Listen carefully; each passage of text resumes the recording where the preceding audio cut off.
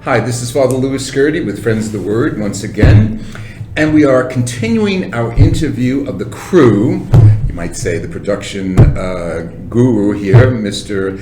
Eustace Wolfington, and the chaplain of the movie, Monsignor Paul Bochicchio, a classmate of mine. The movie is about, we don't have a title yet, about the work and ministry and personality of Mother Francesca Cesario Saverio Cabrini, and Mother Cabrini is a saint canonized in 1946, and she is a patron of all immigrants. Paul, Mr. Wolfington, it's wonderful having you again. Thank you. Paul, you've been named chaplain of this tribe. Yes. Tell us what you've done as chaplain. Well, actually, it's an interesting story how it started. And this is something you could relate well to because it's your home parish. Holy Rosary. Holy Rosary in Jersey City. I had gone back probably about 6 years ago to say a Mass in Italian. And a young man saw me after Mass. He had come to the Mass, and we were standing by the statue of Mother Cabrini.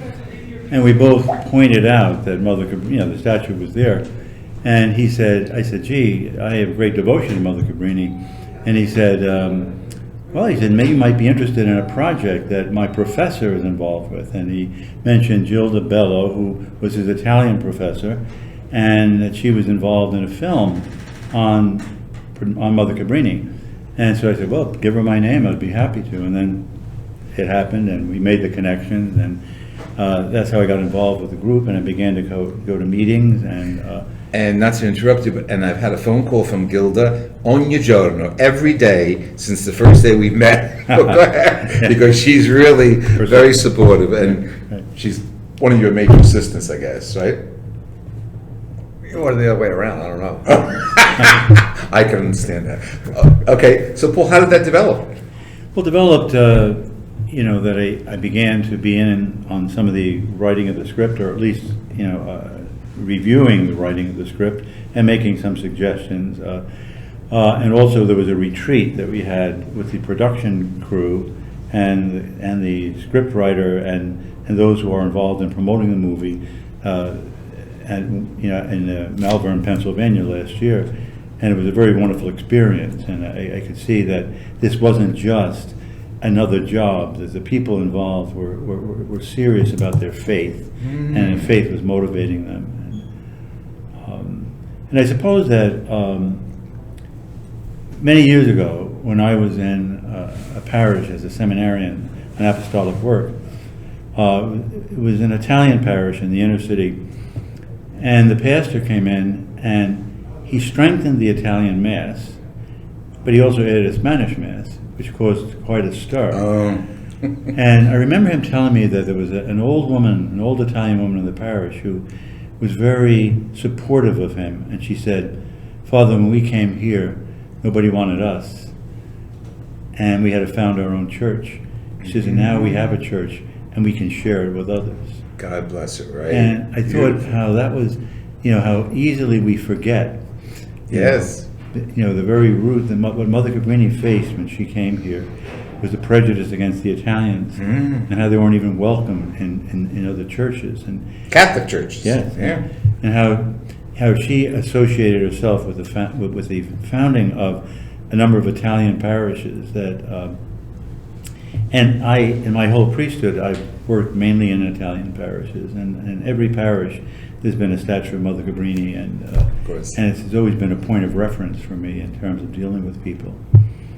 And her ministry, more than once, she said, it was not just to Italians, right, to all immigrants. I think that's why when she became patroness of immigration, she was patron of immigrants from all over the world. And right now in the United States, it's a very sensitive topic, but what did she do? She ministered to them. Isn't that correct? That's correct, and I think our movie is going to point that out very well.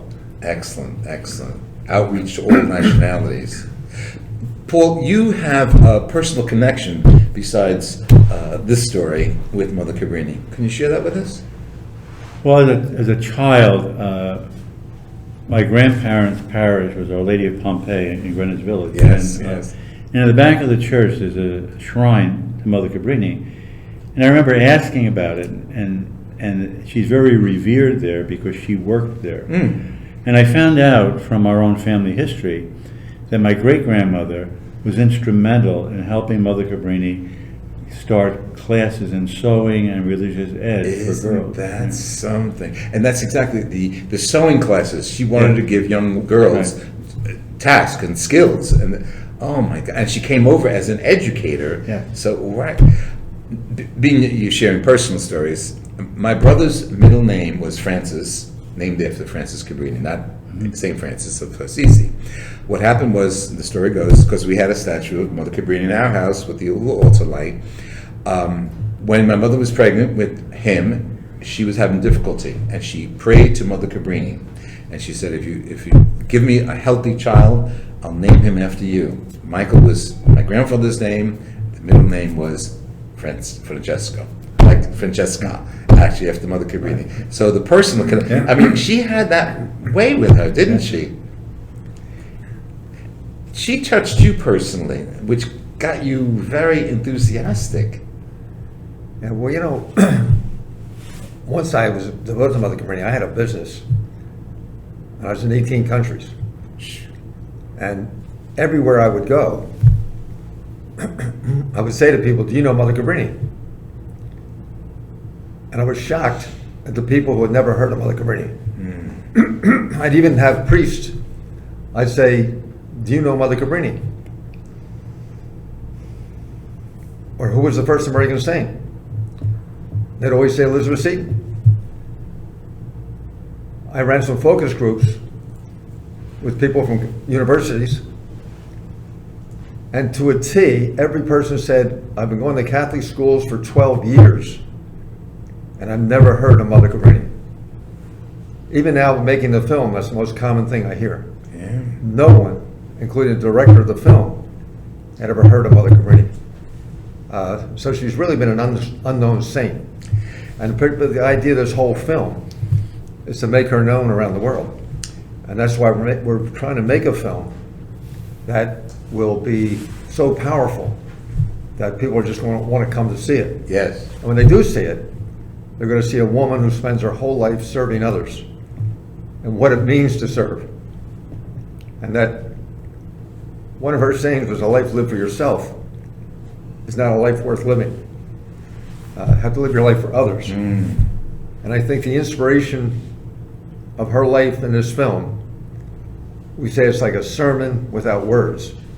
Just watching her life Beautiful. and what she did will inspire people to just want to be better people. And not only what she did, but where she did. I mean, we have to trace geography from coast to coast, United States. First, all different stops: Newark, Chicago, Cleveland, Colorado, and beyond. South America, Central America, Paris, France, England. I mean, she was this big, and she got around like Superwoman. Yeah, with no transportation, no airlines, no telephones, no fax machines. She just was amazing. Paul, But that's because she was such an organizational genius. Oh, yes. She could yes, walk into a place, yes. get something moving, and walk out to another place. But what she left behind, every single person knew exactly what they had to do, and every one of her nuns ran it as if it was Mother Cabrini. And she would check in with them at wherever she was, on the boat, traveling. She would check in with them. Paul, you get any special stories you want to share with us? Yeah, I have several. We're going to have plenty of time. We're going to talk about everything. One of the, I had a cousin, she died about 20 years ago.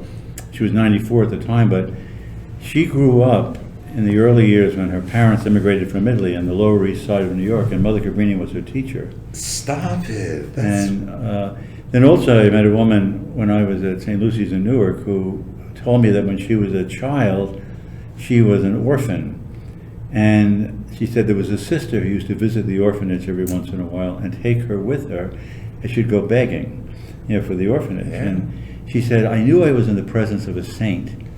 She said, because whenever this nun asked for alms, some people were very kind to her and gave her money, and others spit at her. And she said, but she had the same attitude toward everyone. Beautiful. And she said, so I knew she was a saint, and she says, and she is. And then, you know, one of the institutions that Mother Cabrini founded in the Newark Archdiocese is St. Anthony's Orphanage in Kearney, which now is the Neo-Catechumenal Seminary. Yes. There's an interesting story about what happened when the Cabrini sisters were selling the place. Apparently, some Protestant group wanted to buy it, and the Archbishop wanted to make sure that didn't happen. So he got a donor to buy the place, and at the same time, and then he was thinking of putting the Neo-Cat seminary there. At the same time, the rector of the Neo-Cat seminary was an Italian priest, and he was in the Bronx, and he was praying to Mother Cabrini, because she's the first American saint, to find them a place. And then when they got the place, he was absolutely flabbergasted to find out that it was hers. Fantastic. We're referring to her, but the full title of the order was Missionary Sisters of the Sacred Heart, right? Very, very important, because her devotion to the Sacred Heart of Jesus, in her writings, in her prayers, beyond imagination. And also another thing, talking about begging, when she first came over to the United States, this was not her habit. She had a little bonnet, and only later on did maybe some priests or some people who were advising her, wear a veil because they don't believe you're a nun. So that's how the veil got incorporated into the habit. It's funny you say that, because in the movie, that's how we do it. Oh, good. And a few people said to us, well, you can't show her without a veil. And when we studied the history, we saw when she first put the veil on. And she did have a bonnet all that time, so I'm glad you said that, because people criticize us for that. And we were right, historically we were right. The details of her life are fascinating. And Paul, you know a lot. Why don't you share more? Well, the interesting thing was that she met so much opposition, but she had a way of being so firmly anchored in what she believed that she didn't allow that opposition to deter her from. She was a galadosta. Yeah. She had a hard head, but gentle. Yeah. I mean, I can't imagine how gentle she was, but she would always get her way. Yeah. That's probably why you like her so much. Well, I think that's going to be a great lesson to people, to see how she overcame with charm and not with anger. I mean, she had every reason to have great anger, but she would just turn that to love and charm. And her persistence was so, I mean, when Mother Cabrini set a goal, forget it. I mean, it's going to get done. You know, I don't care who it was, she was going to get it done. She's supporting you for this. Yeah. This is good. This is good. Paul, any other personal stories about our dear friend? Well, I think in what I've read about her and what I've seen in terms of people being impressed, by her. A great, everything she did it because she was, as you said, grounded in that devotion to the Sacred Heart. Absolutely. And that motivated her in terms of everything. I think on most of the statues of Mother Cabrini, you find the words in Latin. She's opening the scriptures, and right. I can do all things in Him who strengthens me. And that seemed to have been, that she had that courage of St. Paul to really believe that she could do anything. Yes. In terms of He who was strengthening her. And in her writings, she had a great access and knowledge of the scriptures. Yeah. In her writings, she'll be talking to the sisters on her many boat rides across the Atlantic and so on. She would write and she would go into a quote from scripture. I mean, this was a very bright woman, a very strong-willed but bright woman, and devoted. When she quoted Jesus, she quoted the scriptures, it was a relationship, and now she's with him in heaven. And she really exhibited that. That has to be a challenge for your movie, to get that across. I can't wait to see the movie. Me too. Because her faith and what drives her is present always. And I think you'll see some clips tonight. I think you're going to like it. Okay, okay. It's a lot of, but Mother Cabrini has really come down. Like our director said, he says he's getting thoughts, he's getting ideas that he never had in his life. He doesn't know where they're coming from, but he's just getting inspired. Beautiful. And we know it is. Yeah, yeah. Well, it's because you've been to so many Italian parishes. Any particular stories stand out about this woman from the parishes you worked in? Because we're talking about what's going to go into this movie, and there's no book and there's no one movie that can capture it all. We're talking about Saint Mother Cabrini, so Francesca XAVIER Cabrini, and how she touched people. I mean, boat captains, people on the street, bishops. How did she touch some of the people you know? One of the things I think, and Eustace would point this out, is that so many of the Italian-American businessmen or entrepreneurs that we have interacted with all have a Mother Cabrini story based on their grandmother or their family had some connection with a devotion to Mother Cabrini. I know in Holy Rosary, our Holy Rosary parish.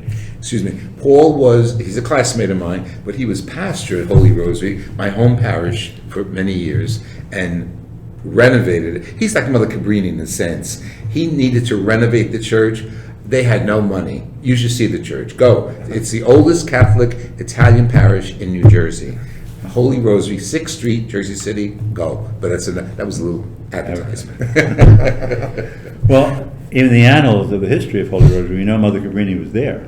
Yes. Yeah, she visited in 1909, the year she became a citizen, and it's apparently, I don't know if she did any ministry there, but she went to confession there and probably attended Mass there, which is like, I'm sure, with most, anywhere the Italians were, she would show up. Yeah. And then in Holy Family in Nutley, when I was pastor there, when we renovated the old church into a parish center, we took the old sanctuary and made it a chapel and dedicated it to Mother Cabrini. There's a large sculpture of her, and in the inscription I put that the parish was founded in 1909 to serve Italian immigrants, and Mother Cabrini became a citizen in 1909, and that she's the mother of immigrants. And in successive waves in Holy Family, we had more Italians come over the years than Filipinos and Vietnamese. So it's been, the spirit of Mother Cabrini that has just opened her arms to all these immigrants. Perfect spot for us to take a pause. She's the mother of immigrants. We're going to pick up with another interview, continuing our promotion of Mother Cabrini, but promotion... One thing we should add to this. Absolutely, go ahead. I think, as one senior pointed out, a lot of entrepreneurs, Italian businessmen, have some devotion to Mother Cabrini, and somehow Mother Cabrini has helped them. On the other side of that, there's a whole generation in the Italian community around the world and around this country who don't even know Mother Cabrini, who owe her a debt of gratitude for all she did for their ancestors to help them. She was the bedrock for what they are today. Absolutely. And I think, I tell people that if we had an Olympic in the Italian community, the gold medal goes to Mother Cabrini. The silver medal can go to Columbus and some of the other guys, but the gold medal goes to Mother Cabrini. Okay, and I think somehow I'm trying to find a way to touch that, and those who've seen the movie and those I've talked to really understand that and buy into it. So I'm just hoping that Mother Cabrini will inspire everyone to at least learn about her. Just at least learn about her. And you know what? Let that be an advertisement, and let that be an invitation. You don't have to be Italian entrepreneurs. You could be any nationality who's come from another country and settled here, she's your patron. And we need as much of assistance on this movie and the making of and the promotion of it as possible. Thank you. Eustace. That was perfect. Thank you for joining us. And we're going to invite you back to the next section of Because everybody says to me, Eustace, you're not even Italian. Hey. Why are you pushing Mother Cabrini? We'll And I always tell them I had an Italian girlfriend. Oh, that'll do it. Thank you for joining us. And let's hear from you, www.friendsoftheword.org, Father LouScurti at hotmail.com, and we'll put the contact told you information about on two St. Paul brothers. and Eustace up as well. Two God bless saintly you. brothers. The brother was a saint. Okay.